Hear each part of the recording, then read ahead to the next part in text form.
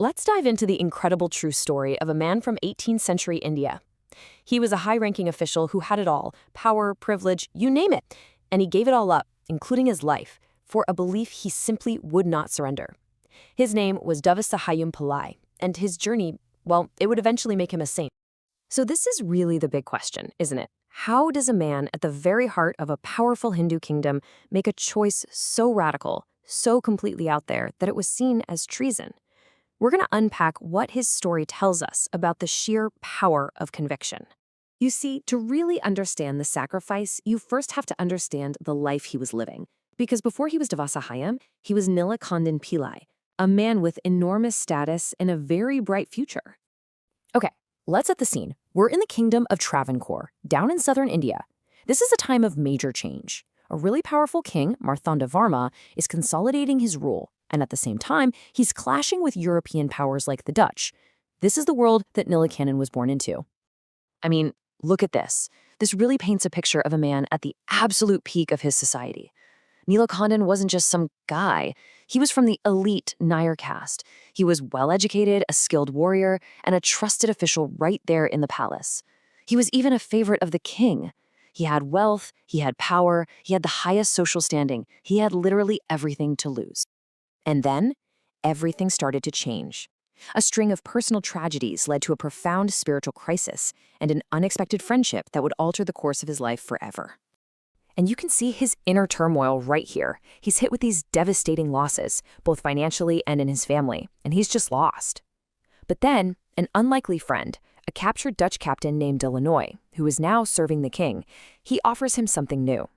He tells him the story of Job from the Bible, and it just reframes everything. Suffering wasn't a punishment, it was a profound test of fate. And that new perspective, it took root. It grew into a decision that wasn't just personal, it was dangerously public. In his society, this was absolutely the point of no return. So after 9 months of learning, he was baptized in 1745. He completely shed his old name, Nilakanthan Pillai, and took a new one, Devasahayam. It's the Tamil version of Lazarus, the man Jesus raised from the dead. This wasn't just changing his name. It was a declaration of a totally new life. Wow, his own words at his baptism are just so powerful. This makes it crystal clear. This was his choice. Nobody pushed him into it. He knew what he was doing, and he was ready to face whatever came next. And believe me, what came next was severe. To the king and the state, this wasn't just about faith. It was a stunning act of betrayal, and the reaction was swift and unbelievably cruel. So when Devasahayam refused a direct order from the king to give up his new faith, he was arrested. This was in 1749. And look at the charges. It's a mix of political and social crimes. They called him a traitor, sure, but they also nailed him for breaking the rigid caste laws by converting and, treating all people as equals. His 3-year nightmare began with pure humiliation. Being paraded through towns backwards on a water buffalo was meant to utterly destroy his dignity, to make him a public joke. The physical torture was just systematic and cruel. He was beaten every single day. And to make the agony even worse, they'd rub hot pepper into his open wounds and up his nose. They left him out in the baking sun, gave him disgusting water, and just tried to break him down through sheer deprivation. The goal was to break his will, but it didn't work. His resolve just held. In fact, something else started happening. Stories about his endurance, even miracles, began to spread. The most famous one is from a place now known as Martyrdom. The story goes that, dying of thirst, he struck a rock with his elbow and fresh water sprang out for him and even for his guards.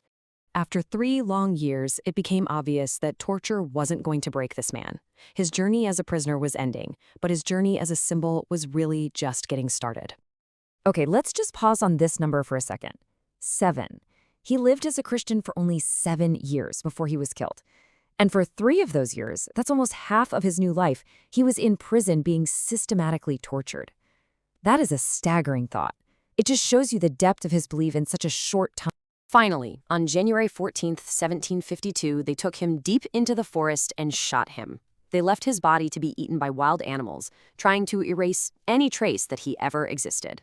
But it didn't work. Local Christians managed to find his remains and secretly buried them, keeping his memory alive.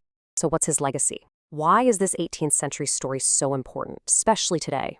Well, for Indian Catholics, he's a huge figure, the very first married layperson, so not a priest or a nun, to be named a saint. But beyond that, his rejection of the caste system makes him a powerful, early voice against social injustice.